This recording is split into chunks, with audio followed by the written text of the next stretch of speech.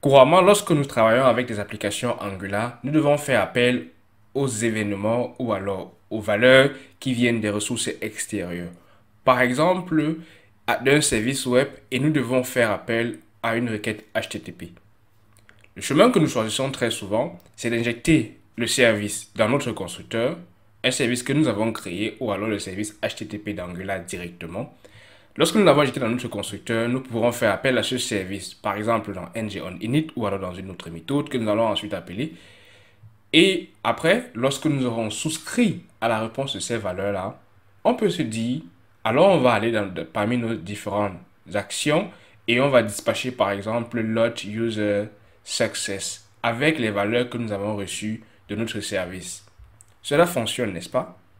Mais est-ce que cela conserve la philosophie et l'idée de NGRX qui a pour objectif de pouvoir nous permettre de limiter le nombre d'actions ou alors le nombre d'éléments et de logiques que nous insérons à l'intérieur de nos différents composants?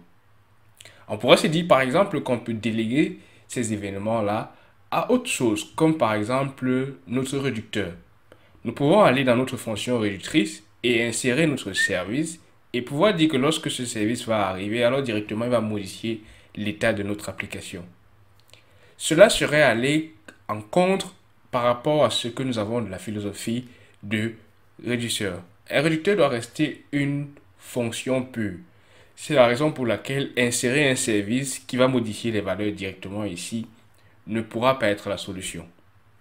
Pour pouvoir régler ce type de problème et agir avec des ressources extérieures ou des effets secondaires qui peuvent arriver pendant que notre application est utilisée, NGRX met à disposition la bibliothèque Effects.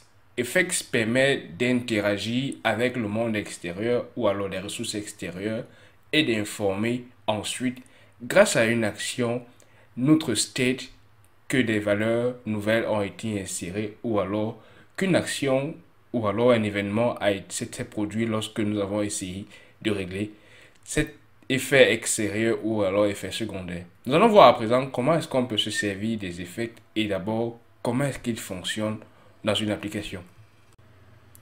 Pour mieux comprendre comment fonctionne un effet, quoi de mieux que de visualiser ça sur un schéma?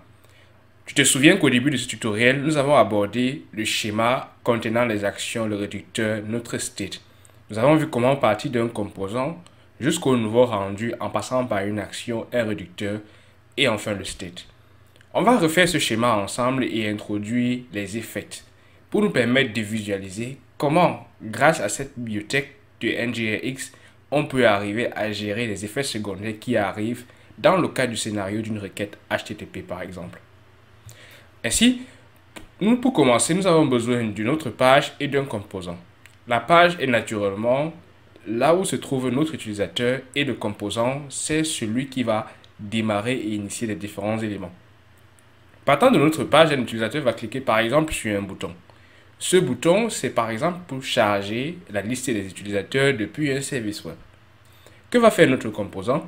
Notre composant va dispatcher une action. Nous l'avons vu grâce au store. Avec le store, nous allons dispatcher une action dans laquelle nous allons dire nous avons besoin de la liste des utilisateurs par exemple. À partir de l'action, nous avons deux possibilités maintenant avec les effets. Précédemment, nous avons envoyé l'action directement au réducteur, mais là, nous avons deux possibilités. L'action peut être envoyée au réducteur ou alors à l'effet. Nous allons voir comment cela va se passer pour que l'effet puisse aussi avoir l'information qu'une action a été envoyée. D'abord, l'action va être transmise à nos différents éléments du store, à notre réducteur principalement. Notre réducteur va recevoir donc l'information par rapport à l'action que nous avons. Si vous vous souvenez, nous avons créé des actions pour des opérations complexes comme dans ce cas-ci. Nous avons défini l'initialisation, ensuite le cas où cela fonctionne et en troisième lieu, le cas où une erreur a surgi. Lors de l'initialisation, l'action va être transmise à notre fonction réductrice ou alors à notre réducteur. Lorsque le réducteur est informé, directement NGRX nous aide en informant également l'effet grâce à la même action qui a été dispatchée. Lorsque l'effet est informé, il va interroger dans le service et passer la requête à notre service. Le service, lui, en retour, va se charger d'envoyer la requête HTTP que nous souhaitons réaliser à un serveur web.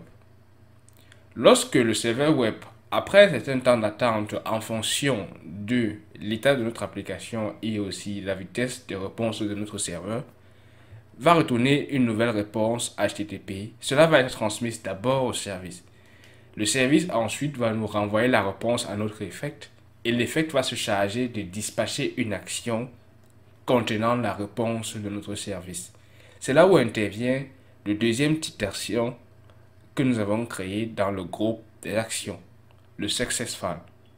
Lorsque nous avons le success va donc nous renvoyer directement l'action vers le réducteur et la fonction réductrice va se charger de transformer les nouvelles données et actualiser notre store, comme nous l'avons vu jusqu'à présent. Le nouveau rendu va être renvoyé au composant à partir des sélecteurs. Soit nous allons choisir de récupérer toute la valeur, soit nous allons choisir de récupérer juste une partie et ensuite d'actualiser la page. Ainsi, les effets vont nous permettre de gérer tous ces éléments qui se passent de façon secondaire dans une application, sans avoir à déléguer toute la logique à l'intérieur du composant directement en injectant différents services. Mais NGRX va se charger pour nous de récupérer tout cela. Maintenant que nous avons vu comment cela fonctionne concrètement, nous allons voir maintenant comment est-ce qu'on peut le définir au niveau du code. D'abord, examinons la structure du code de l'effet que nous allons introduire dans une application.